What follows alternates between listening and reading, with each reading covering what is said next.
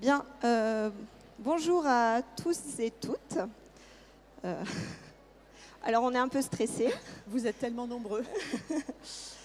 Donc ici, c'est l'atelier pour... on va vous présenter nos outils et les projets que l'on mène en classe pour essayer de développer l'envie de lire chez nos élèves. Donc moi, c'est Émilie, du compte Maîtresse au tableau, et j'ai des grandes sections CP depuis 9 ans. Et moi, je suis Géraldine et c'était ma première année en CP cette année. Et voilà, je suis connue sous le nom de Maîtresse G, le nom de mon compte Instagram et de mon blog. Alors, avant de démarrer, on aime bien démarrer par des petites questions comme ça. Donc, pour vous, quelle est votre technique pour développer l'envie d'apprendre à lire pour les plus jeunes, pour le CP, et puis ensuite de lire des livres pour les plus grands, CE1, CE2 notamment? Est-ce qu'il y a des gens qui veulent se lancer? Comment vous faites? Bonjour. Alors moi, dans ma classe, on a instauré chaque élève s'inscrit sur un tableau pour présenter un livre à la classe. Et à la fin de sa présentation, il peut, du coup, on fait tourner le livre au reste de la classe. CE1. C'est un livre de la maison ou un livre de l'école ou peu importe? Peu importe. Merci. Est-ce qu'il y a Super. d'autres témoignages? On va prendre plein de partages d'idées, puis après on vous partage les nôtres. Voilà. Oui, bonjour. Je suis en CE1 et en fait, depuis l'utilisation de Rallye Lecture, avec Je gagne des points, je suis inscrite sur mon école. Et donc, ils empruntent les livres dans la classe, que j'emprunte moi-même à la bibliothèque de quartier. Et donc, ils lisent le maximum de livres à la maison ou sur un temps dédié en classe. Et ils gagnent des points. Et donc, on fait par période. En fait, j'ouvre un rallye par période. Et ça marche vraiment très, très bien. Voilà. C'est une super idée, ça aussi. Merci. D'autres idées? Bon. Ah. Si. Bonjour, je suis en classe de grande section CP et à la fin de l'année, les CP sont allés lire des histoires aux maternelles. Et du coup, là, ils étaient super fiers et super contents. Bon, mais ça rejoint des petits tips aussi qu'on avait à vous partager et puis d'autres petites choses. Donc c'est chouette, vous êtes bien au bon endroit alors parce qu'on parle de la même chose. C'est ça. Alors, je te laisse... Alors, apprendre à lire, c'est long et fastidieux. Au-delà de la compétence de la lecture, là, c'est une question de curiosité et de persévérance. La persévérance, ce n'est pas forcément ce qui caractérise tous nos élèves. Moi, en tout cas, dans ma classe cette année, j'ai essayé de raccourcir au maximum cette période un peu ingrate où on passe de lettres, sons à syllabes, puis des mots, puis de mots à phrases et de phrases à livres. Et je trouve qu'en réduisant un peu ce tunnel entre je lis des syllabes et je comprends ce que je lis au niveau d'une phrase, d'un texte, si on raccourcit au maximum cette période-là, finalement, ils accèdent très vite à la lecture de phrases, au sens. Et donc, avec le sens, ils sont accrochés par les lectures, les différentes lectures qu'on peut faire. Et là, on rejoint les préconisations ministérielles, puisque vous savez qu'il faut aller vite. On parle du CP, là. Il faut aller vite dans la découverte des sons pour justement accéder très rapidement au sens pour la lecture. Voilà. Donc, dans cette présentation, on va vous présenter une progression que l'on mène, nous, en classe de CP, pour l'instant, mais aussi en CE1. Des exemples de projets que l'on mène dans nos classes pour les motiver à la lecture, et puis des outils que l'on a en classe, d'outils numériques ou pas, pour motiver un petit peu la lecture. La première chose qu'on met en place, ce sont des ateliers de lecture assez tôt, le plus tôt possible, même dans l'année, de manière à essayer d'associer la lecture et la compréhension. Par des mots et des images au début, parce que forcément la lecture de phrases n'est pas possible. Donc un exemple ou des exemples d'ateliers que j'ai pu mettre en place dans ma classe. Il faut associer les cartes images et les cartes mots en lien avec ma progression et ma méthode de lecture. Puis ensuite, on passe aux phrases et aux images. Pour les phrases, c'est pareil. On est associé, moi par exemple, à Taoki, de manière à ce que ce soit des phrases qu'ils ont déjà lues et des images qu'ils ont déjà vues. Et pareil, moi, c'est associé à Métallo, mais c'est la même chose. Ça suit mes parcours de ceinture de compétences. Et les élèves sont amenés comme ça à manipuler. On peut aussi leur proposer sous forme de jeu de memory, où il va falloir retourner l'illustration, retourner une phrase, et puis voilà, le memory classique. Et du coup, ça rend ludique un petit peu ce moment où c'est pas juste on va coller dans un cahier une image qui correspond à une phrase, mais voilà, là, on manipule. On passe ensuite au texte et aux illustrations. Donc là, plutôt des illustrations qui ne sont pas issues de ce qu'on peut voir en classe. Ça reste des choses variées sur des thèmes qu'ils aiment bien. Après, quand c'est joli, ils sont tout de suite plus motivés pour jouer, c'est sûr. Mais voilà, ça c'est des exemples que j'utilisais en CE1, que j'ai sortis dans ma classe, on va dire là cette année en CP, janvier, février. Voilà, ils les faisaient... Ouais, ils les faisaient déjà dès janvier-février. Certains, hein, bien évidemment pas tous, mais voilà, ils aimaient, ils ont beaucoup aimé faire ça. Et c'est vrai que quand on ne dit pas tous, c'est-à-dire que justement les enfants qui vont être lecteurs un peu plus experts plus rapidement, c'est intéressant de leur sortir assez rapidement ces ateliers-là pour qu'ils trouvent un vrai sens à la lecture. On peut imaginer par deux un enfant qui lit et le copain qui essaie de trouver l'image qui correspond. Donc là, on est dans la lecture et dans la compréhension. Et puis ensuite, un peu plus tard, eh ben, on introduit tout ce qui est inférence, c'est-à-dire qu'on garde le même principe de petites cartes à lire. Et là, la réponse, pour le coup, n'est pas dans la carte ou n'est pas avec une image, mais voilà, il faut lire et comprendre ce qu'on lit. Et voilà, ça peut se faire à deux ou seul d'ailleurs, avec les réponses au dos. Et là, on touche vraiment à la culture commune des élèves, là c'est la culture, quoi, hein, sur les métiers, etc. Donc c'est de la compréhension fine qui va les amener à chercher un peu plus loin que ce qu'ils ont vu dans la classe, quoi. Ensuite, on ne peut pas faire l'impasse sur les lectures offertes parce que souvent, quand les élèves de cycle 1 des petits grandes sections arrivent en CP, on a des classes où il n'y a pas ou peu de lectures offertes. Et finalement, c'est dommage. Même en CP, CE1, CE2 et après, même chez les grands, c'est important que l'enseignant continue à lire des histoires à ses élèves pour qu'ils continuent à être baignés dans la langue écrite, parce qu'on sait qu'on a des enfants qui sont de moins en moins baignés dans cette langue écrite à la maison et qui sont beaucoup baignés dans les dessins animés. Et donc c'est important que nous, enseignants, on garde cette place pour leur lire des histoires. Donc comme en maternelle, on va pouvoir continuer à faire des projets avec des réseaux littéraires. Donc là, moi, je vous ai sorti un projet autour du chaperon rouge que j'aime bien faire en grande section CP. Cette année, il y a eu forcément forcément non d'ailleurs, mais si on avait envie, il y avait toute la lecture autour des Jeux Olympiques et aussi du texte documentaire, donc c'est intéressant. Voilà, bon là, on ne vous apprend rien, mais on trouvait que c'était important de le souligner parce que finalement, peut-être que les enseignants d'élémentaire ne prennent pas toujours le temps de lire des histoires à leurs élèves et c'est vraiment important.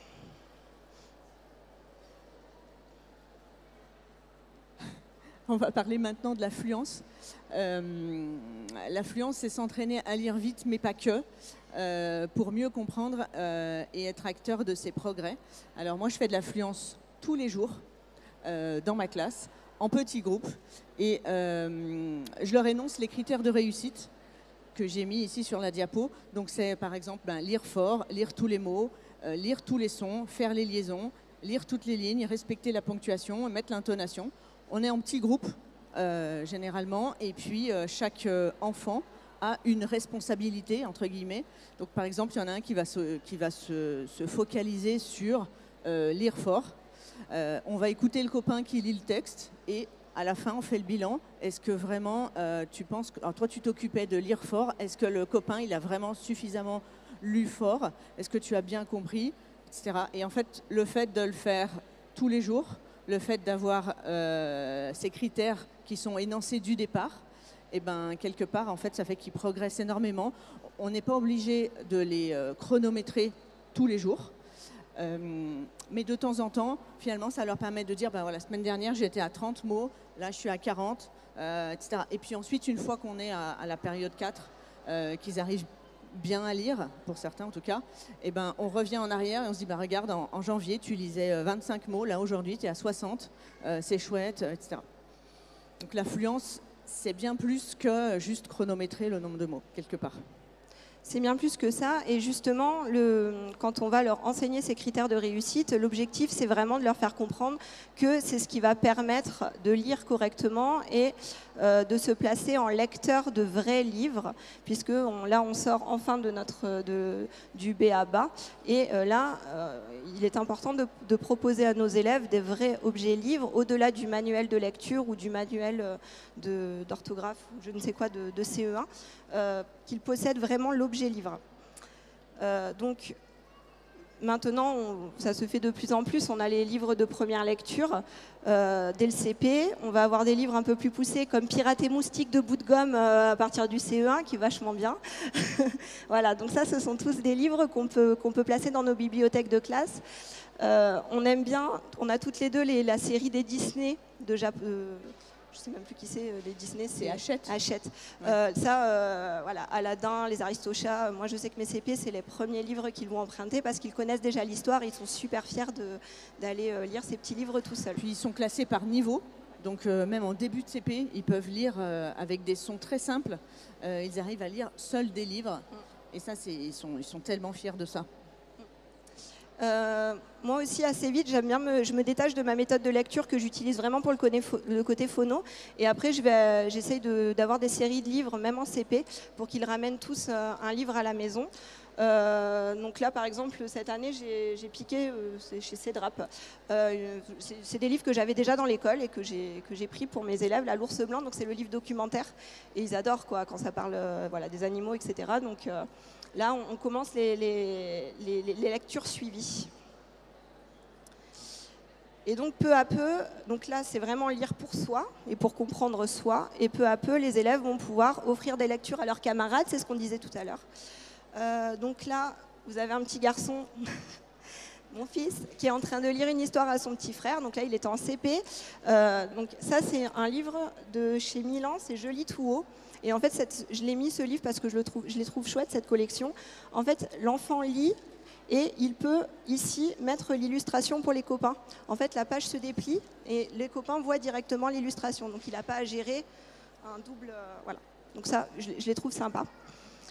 Comme vous le disiez tout à l'heure, on a les élèves, les grands qui vont pouvoir les lire pour les maternelles. Moi, dans mon école, nos grands s'enregistrent sur le bouquinou des maternelles. Donc les maternelles sont trop heureux d'écouter les grands frères, les grandes sœurs, etc.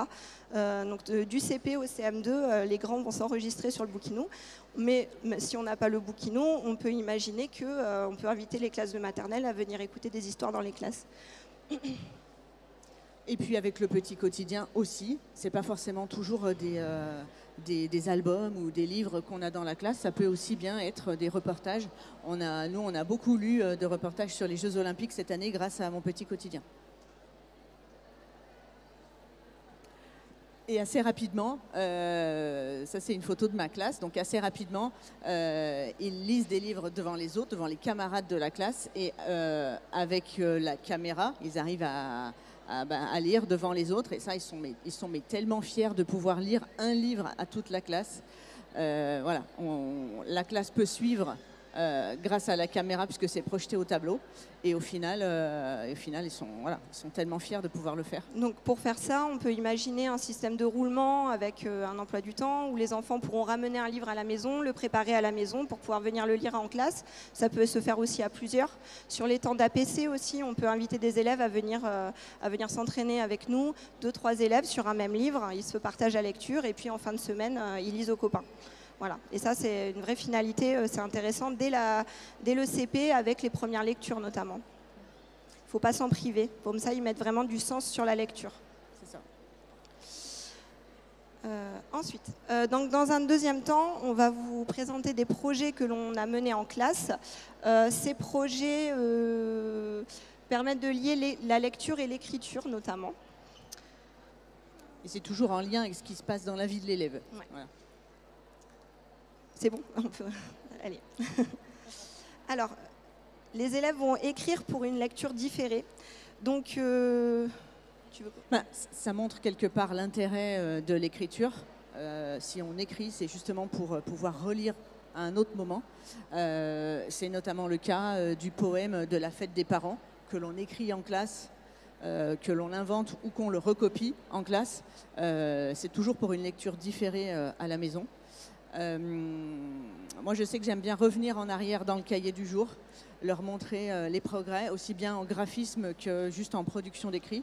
Ça nous permet de se souvenir, ah oui, tiens, au mois d'octobre, j'écrivais comme ça, j'écris beaucoup mieux. Ils sont eux-mêmes hyper surpris. Oh, ah oui, mais c'est vrai que j'écrivais comme ça. Et en fait, ça nous permet de garder une trace de ce qui s'est passé et eux-mêmes sont extrêmement surpris par leur progrès. Et moi, dans ma classe, j'ai un cahier d'écrivain dès le CP. Et en fait, ce cahier d'écrivain, il me sert de cahier de vie de l'élève. Donc, j'utilise Classly pour les photos classiques. Et mes CP ont le cahier d'écrivain où ils vont pouvoir relater tous les événements liés à la vie de la classe ou à leur vie personnelle. Donc, par exemple, là, vous avez un enfant qui a raconté son pont de l'Ascension, voilà, qu'est-ce qu'elle a fait. Vous avez, quand on va voir un film au cinéma, ils vont laisser leur avis sur le film. Là, c'était une rencontre chorale, donc elle a raconté qu'elle avait fait un discours. Et en fait, ces livres, ces petits cahiers, quand ils ont fini leur production d'écrit, parce que là, on est en production d'écrit, ensuite, ils vont pouvoir le lire à la classe et ils les ramènent à la maison. Et en fait, ils adorent lire avec leurs parents tout ce qu'ils ont écrit en classe. Et ils s'échangent aussi les cahiers entre eux pour lire, voilà. Donc, c'est sympa. Donc là, en fait, là, pour le coup, en production d'écrit, c'est hyper intéressant et c'est très intéressant aussi sur la finalité de la lecture. C'est comprendre l'autre. On va aussi s'appuyer sur le quotidien de l'élève. On va pouvoir les inviter à lire les menus de la cantine, donc ça assez tôt chez les CP, les consignes des exercices, classiques. Nous, on est allé, moi je suis du Lot, donc on est allé à la grotte du Pêche-Merle, que je vous invite à visiter si vous allez dans le Lot. Je leur avais récupéré, avant la sortie, je leur avais récupéré le petit dépliant et ils ont pu lire un petit peu ce qu'ils attendaient, donc mes petits CP. Donc c'est vrai que c'est intéressant, là, voilà, on leur montre à quoi ça sert de lire, quoi. Pareil, là-bas, on a fait une rencontre UCEP autour des Jeux Olympiques. Ils ont pu lire les règles du jeu des ateliers pour pouvoir les expliquer aux plus petits. Puisque moi, j'ai des CP, on faisait une rencontre avec des maternelles. Donc mes CP ont pu lire les règles du jeu, les assimiler avec moi, et puis ça leur a permis ensuite de les expliquer aux plus petits. Donc c'est vraiment lire dans le but de comprendre.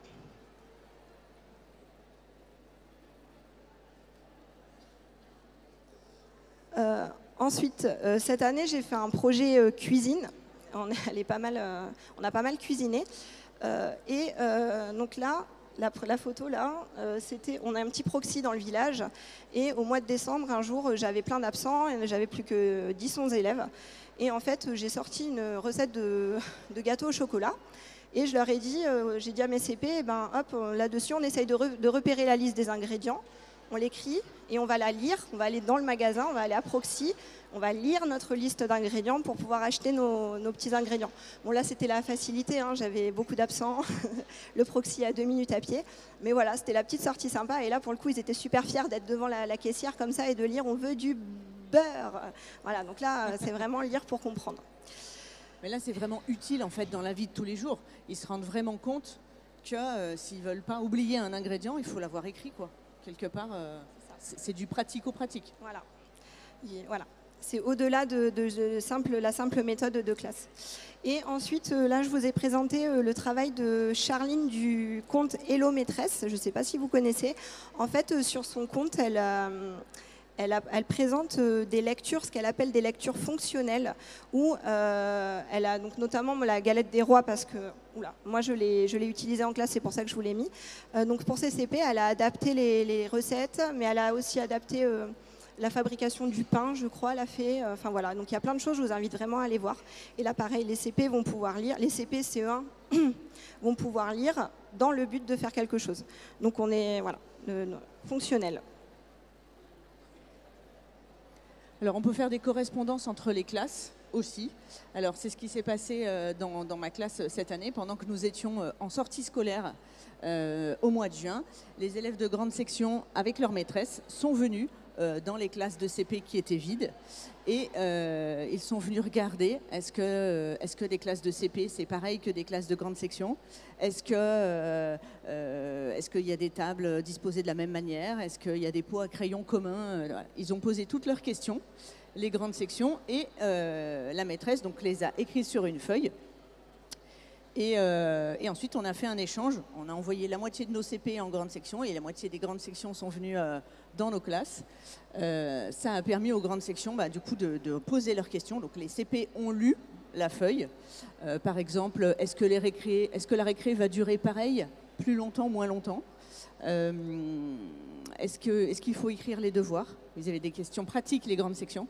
Est-ce que tout le monde fait le travail en même temps ou est-ce qu'il y a des ateliers différents ? Enfin bref, ils ont posé plein de questions. Ce sont les CP qui ont lu et ce sont les CP qui ont répondu, de manière à ce que voilà, il y a vraiment une interactivité entre les deux classes. Et là, là, on parle de grandes sections et de CP, mais c'est quelque chose qui peut se faire en liaison entre n'importe quelle classe. Donc en plus, dans les classes plus supérieures, c'est intéressant en production d'écrit en fin d'année pour ceux qui vont poser les questions et donc en réception, en lecture pour les autres. Voilà pour les projets à peu près. On va enfin vous proposer des outils que l'on utilise dans nos classes. D'abord donc le jeu Denonimo, je ne sais pas si vous connaissez, donc on n'a pas d'action, rien, hein, c'est vraiment parce que nous on l'aime bien. Donc en fait c'est un jeu qui peut se jouer de différentes manières, donc il va y avoir des dés progressifs et des petites cartes comme ça. Donc le but ça va être en petit atelier de lancer le dé, de trouver, alors là on voit que les images, mais on va placer les cartes de manière à avoir les mots visibles et l'enfant doit trouver par exemple une carte où il voit la lettre A et doit lire la carte, il vérifie et il gagne la carte s'il a gagné, quoi. Inversement, en production d'écrit, on peut montrer que les images et là l'enfant doit écrire le mot sur son ardoise et s'il a réussi, il gagne la carte. Voilà. C'est vraiment très progressif. Alors je crois que les premières lettres, le premier dé c'est le jaune avec les voyelles. Après, c'est le orange avec des lettres bien différentes et il y a des lettres proches au niveau du dé rouge. Moi, je l'utilise surtout en APC pour des élèves qui auraient des difficultés ou pas d'ailleurs, parce qu'il y en a certains qui arrivent bien et des fois même je le sors à l'accueil l'après-midi parce qu'ils l'aiment beaucoup ce jeu. Donc, un autre jeu aussi que j'aime bien sortir à l'accueil, c'est Tam Tam Safari. Donc en fait, ça c'est comme un double. Il va y avoir des cartes mots et des cartes illustrations et le but c'est d'être très rapide pour trouver le mot et l'illustration en commun. Donc là le robot. Voilà, donc on lit, c'est rigolo et voilà. Et en fait en jouant on ne se rend pas compte mais en fait on lit vachement. On lit énormément en jouant et c'est comme ça quelque part que ça les intéresse parce que ça reste des enfants, ils aiment jouer.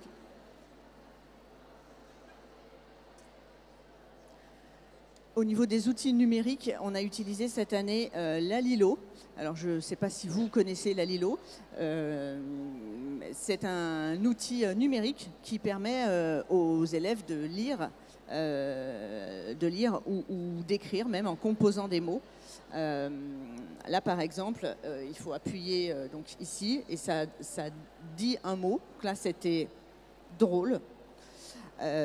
Et ça leur permet du coup voilà, de cliquer. Ça reste un écran, mais quelque part, ce sont des outils qui permettent aux enfants de lire sans forcément qu'ils s'en rendent compte. En fait, je trouve qu'en combinant un peu les jeux, les outils numériques, les livres, tout ça, ça a toujours le même objectif en fait.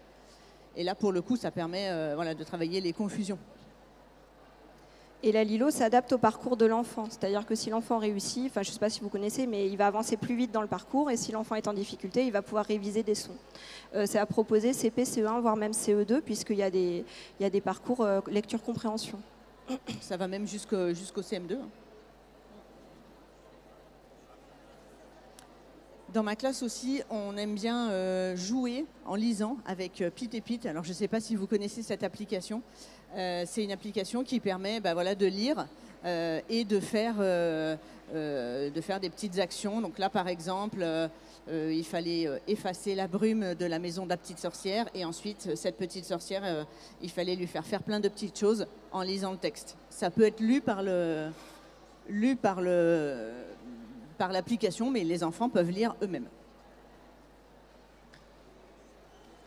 Et moi, depuis cette année, j'utilise Lilotte. Alors ça, c'est mon petit coup de cœur. Lilotte, en fait, c'est un site internet.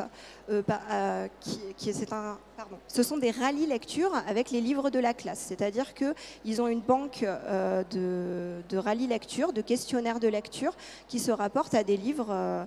Dessus, il y a Bon appétit, Monsieur Lapin, il y a plein de choses. Et en fait, il faut que vous vérifiez dans vos classes si les livres que vous avez sont référencés dans Lilotte. Et ensuite, chaque enfant va avoir un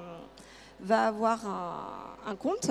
Il emprunte des livres Lilotte. Moi, j'ai fait une caisse spéciale Lilotte où je suis sûre que ces livres-là sont référencés dans Lilotte.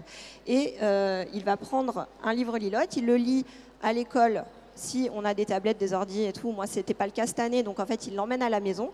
À la maison, il lit son livre. Et ensuite, il peut faire ses questionnaires à la maison. Ça va lui poser plein de questions. Et donc, il va avoir plein de questions, il y répond et il gagne des points. Et donc, on voit, nous, enseignants, on a la main dessus pour voir combien de livres ils ont lus et le taux de réussite. Et ça, vraiment, moi, c'est grâce à ça, j'ai réussi à emmener des enfants qui sont éloignés de la culture scolaire, en fait, vers... C'est terrible, mais les écrans, quand même, ça rapproche. Parce qu'on a des enfants qui passent beaucoup de temps sur les portables. Et là, en fait, ils amenaient leurs livres chez eux, ils piquaient le portable de maman ou de papa et ils répondaient aux questionnaires. Et bien, grâce à ça, j'ai des enfants qui ont lu. Ça a déclenché le goût de lire, quoi. Je l'ai proposé à partir de février avec les premières lectures CP. Et j'ai un enfant en tête, là, ça a été révolutionnaire pour lui, quoi. Et pourtant, à des années-lumière de la culture scolaire. Donc, voilà. Moi, j'ai beaucoup aimé cet outil. Alors, il est payant, voilà. Mais bon, à voir avec vos coopératives de classe, les mairies, je ne sais pas. Voilà. Est-ce qu'il y a des questions, des remarques, des partages d'expériences? On est preneuse.